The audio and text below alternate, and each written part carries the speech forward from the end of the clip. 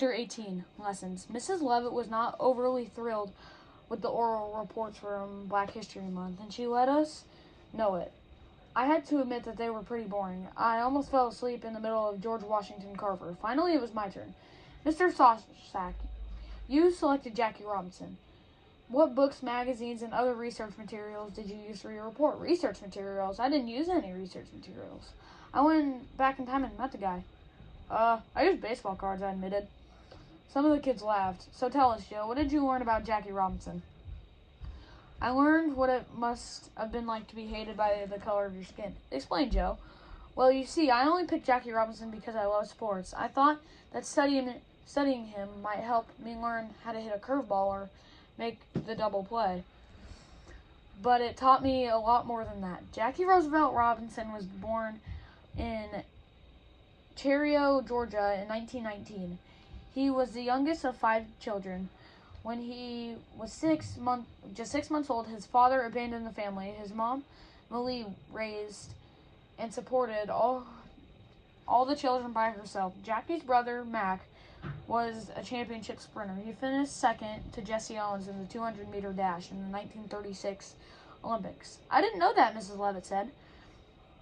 While he was growing up, Jackie experienced segregation and discrimination, like all African Americans did at the time. But when he became the first black man to play in the big leagues since 1887, it was much worse.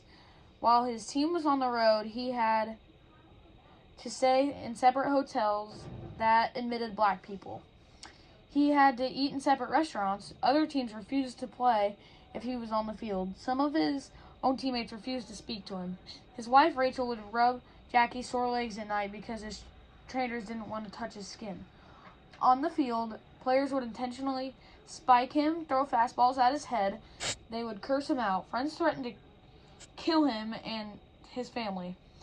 This didn't take place in ancient times or during slavery. I'm talking about the middle of the 20th century in America, where the Constitution states that all men are created equal. Jackie could have retaliated. He could have charged the mound and started fights, busted heads. That would have been his natural reaction.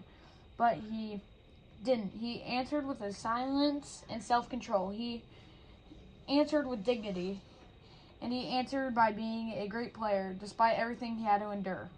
Instead of fighting back with his fists, he fought back by showing how good he was, and because he was so good, many of the people who hated him and all the other African Americans came to respect him. And like him, that's what I learned about Jackie Robinson. You got all those from baseball cards? Mrs. Levitt asked. Yeah, well, sort of. She went to her desk and reached out of the drawer, and she handed me 4 tickets to Kentucky Kingdom.